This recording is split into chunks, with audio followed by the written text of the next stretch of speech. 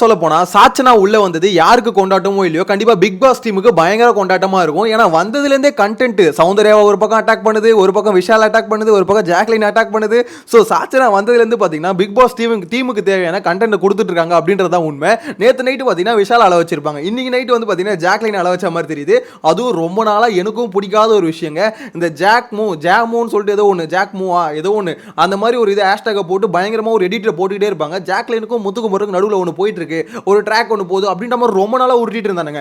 கடைசியில் ஜாக்லினோட ஆளே உள்ள வந்து 2 பேரும் பார்த்தீங்கன்னா கன்ஃபார்மே பண்ணிட்டாங்க உள்ள.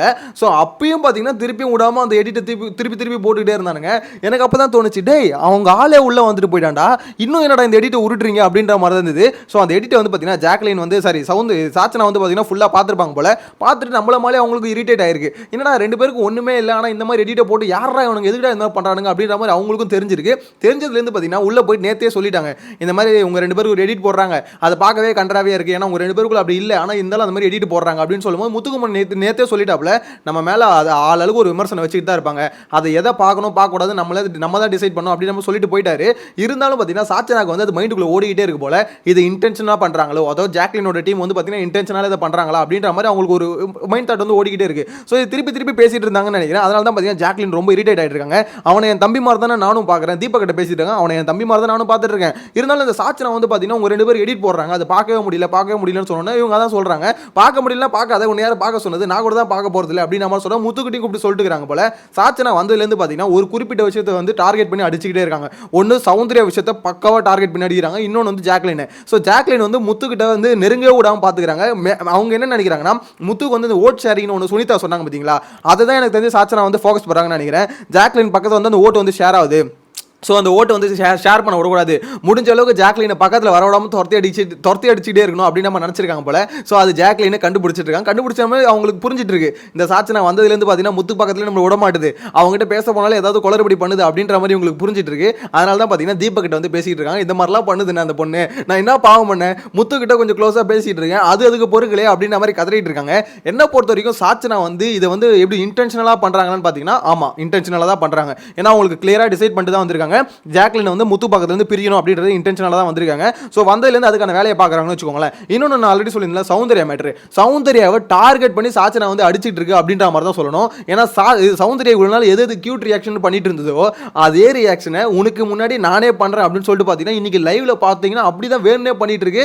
நேத்தும் இதே மாதிரி தான் பண்ணிட்டு இருந்தது. ஸோ நேற்று நைட்டும் பார்த்தீங்கன்னா சௌந்தர்யாக்கும் இது சாச்சனாக்கும் பார்த்தீங்கன்னா ஒரு கிளாஷ் ஒன்று போச்சு, இன்னைக்கு லைவ்லயும் பார்த்தீங்கன்னா ஒரு கிளாஷ் ஒன்று போகுது. ஸோ இதுக்கு எல்லாத்துக்கும் காரணம் என்ன நினைக்கிறீங்க? ஆக்சுவலா என்ன மேட்டர்னா, நீ வந்து இந்த ரியாக்ஷனை பண்ணி தானே வெளியே மக்கள் வந்து பிடிச்சிருக்கன்ற, உன்னோட ரியாக்ஷனை நான் பண்ணி காமிக்கிறேன் அப்படின்ற மாதிரி வெறுப்பேற்றதுக்குன்னே எனக்கு தெரிஞ்சு பண்ணிட்டு இருக்கு. சௌந்தர்யா வந்து பார்த்தீங்கன்னா இதை வந்து திட்டவும் முடியல, இது பண்றது வந்து தப்புன்னு சொல்ல முடியல, ஏன்னா அதை தான் நம்ம பண்ணிட்டு இருந்தோம் இத்தனை நாளா. ஸோ அப்படின்னும் போது அது வேற திருப்பி நம்மளை பண்ணி ஒரு மாதிரி வெறுப்பேற்றுது. பவித்ரா சொல்லிட்டாங்க, சாச்சனா நீ பண்றது சரியில்லை, ஏதோ ஒன்று தப்பா இருக்கு அப்படின்ற மாதிரி. இப்போ லைவ்ல என்ன பண்ணாங்க, சௌந்தர்யா கூப்பிட்டு, சௌந்தர்யா உனக்கும் இவன் பண்றது காண்டா தானே இருக்கு அப்படின்னு சொன்னோன்னே, எனக்கு அவ பண்றது காண்டெல்லாம் இல்லை, காண்டா இருந்தால் நானே சொல்லிடுவேன் அப்படின்னு நம்ம சொல்லிட்டு போறாங்க. உண்மையிலே பார்த்தீங்கன்னா சாச்சனா பண்றது சௌந்தர்யாவால் ஏற்றுக்கவே முடியல, ரொம்பவே இரிட்டேட் பண்றா அப்படின்ற மாதிரி அவங்களுக்கும் தெரியுது. இருந்தாலும் அடிக்கிறதுக்கு பயப்படுறாங்க, இன்கேஸ் அடிச்சுட்டா அது வந்து பெரிய இஷ்யூ எல்லாமே கிரியேட் பண்ணுவாங்களா அப்படின்ற ஒரு விஷயத்துக்கோசம் பார்த்தீங்கன்னா சௌந்தர்யா எனக்கு தெரிஞ்சு சாச்சனாவை வந்து லைட்டாக டச் பண்ணிட்டா வந்து பெருசாகிடும் அப்படின்ற மாதிரி ஒரு விஷயத்துக்கோசம் சாச்சனாவை டச் பண்ணாமல் இருக்காங்க அப்படின்ற மாதிரி தான் தோணுது.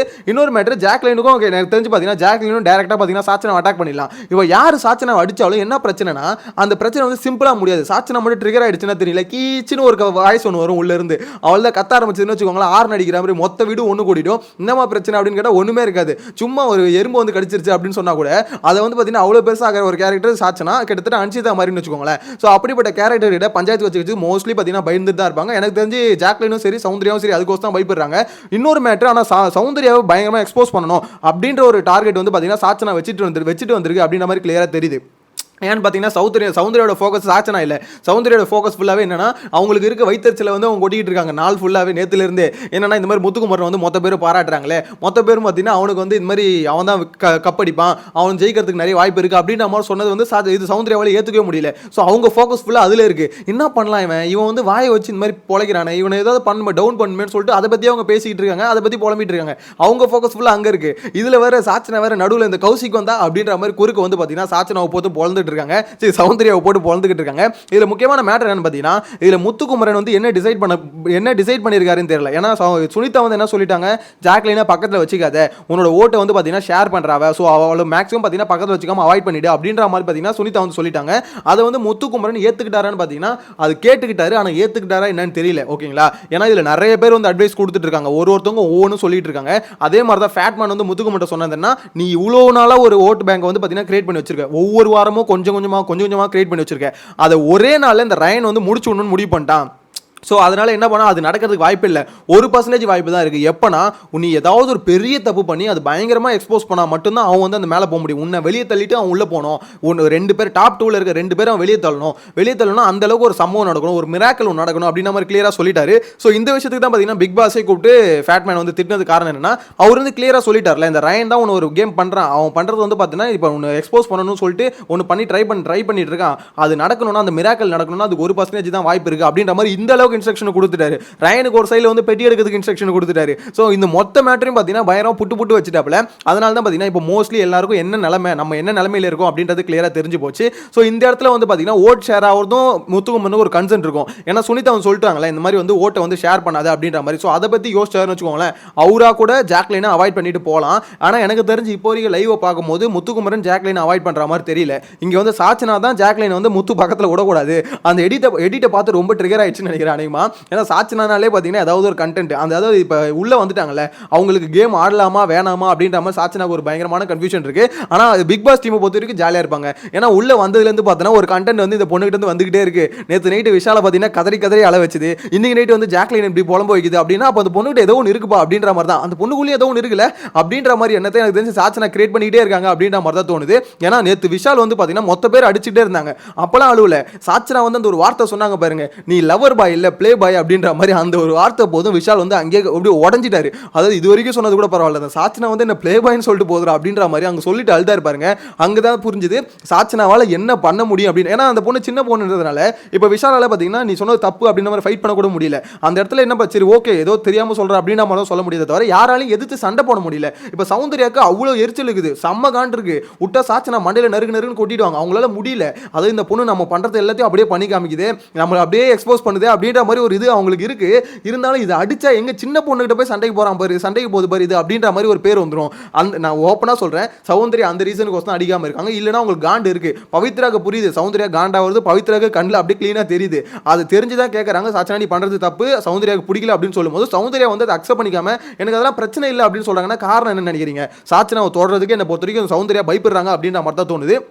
ஏன்னா எப்படி சொல்ல, சின்ன பொண்ணு அடிக்க முடியாதுங்க, சின்ன பொண்ணுகிட்ட போய் சண்டைக்கு போகுது அப்படின்ற ஒரு பேர் வந்துடும். அந்த பேருக்கோசம் பார்த்தீங்கன்னா எனக்கு ஜாக்லின் ஆகட்டும் சௌந்தர்யா ஆகட்டும் யாருமே பார்த்தீங்கன்னா சாச்சனாவை தொடர்றதுக்கு பயப்படுறாங்க. இப்போ சாச்சனா நடுவில் நின்றுக்கிட்டு முத்துவையும் ஜாக்லினும் பிரிக்கிற வேலையை பார்க்குதுல. ஸோ என்னை பொறுத்த வரைக்கும் பார்த்தீங்கன்னா ஏதோ ஒன்று நடக்க போகுது, பெரிய சம்பவம் இருக்குது அப்படின்ற மாதிரி தான் கிளியராக தெரியுது. இது வந்து பார்த்தீங்கன்னா டாஸ்க் மூலியமாக நடக்கும், ஏதாவது இன்ட்ரெஸ்டிங்கான டாஸ்க் கொடுத்து அது மூலியமாக நடக்கும்னு நினச்சேன். டாஸ்க் என்ன பொறுத்த வரைக்கும் இன்ட்ரெஸ்டிங்காக இல்லை. எனக்கு ஒவ்வொரு சீசன்லையுமே டவுட் இருக்குங்க, இந்த டான்ஸ் மாரத்தான் ஒரு டாஸ்க் வைக்கிறாங்களே, ஒவ்வொரு சீசன்லையும் யோசிச்சு பாருங்க அந்த டாஸ்க் வந்து இன்ட்ரெஸ்டிங்காக இருக்குமா இல்லையான்னு.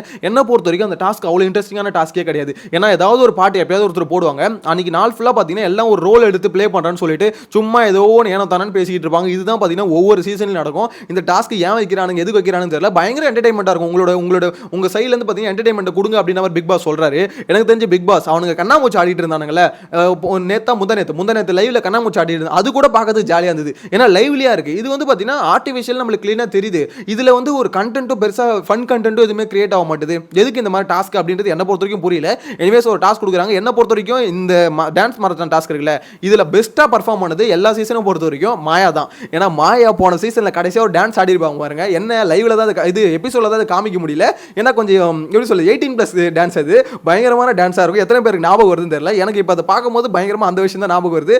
பயங்கரமான ஃபன்னான ஒரு டான்ஸ் வந்து பாத்தீங்கன்னா இத்தனை சீசன் எனக்கு கொடுத்தது என்ன பொறுத்த வரைக்கும் மாயா தான் அப்படின்ற மாதிரி தோணுது. ஸோ உங்களோட கருத்தை மறக்காம கமெண்ட்ல மென்ஷன் பண்ணுங்க. சாச்சனாவோட திட்டம் வந்து இப்போ பழிக்குமா பழிக்காது, அதாவது ஜாக்லினை துரத்தி விடணும்னு நினைச்சாங்க, ஆல்மோஸ்ட் துரத்தி விட்டுட்டாங்க. ஸோ ஜாக்லின் வந்து சாச்சனாவை பார்த்து பயந்து விலகி போவாங்களா, இல்ல சாச்சனாவை துரத்தி விட்டுட்டு திருப்பி முத்து பக்கத்துல வந்து ஓட்டிப்பாங்களா அப்படின்றத கமெண்ட்ல மென்ஷன் பண்ணுங்க. நெக்ஸ்ட் வீடியோல மீட் பண்ணலாம். Bye by.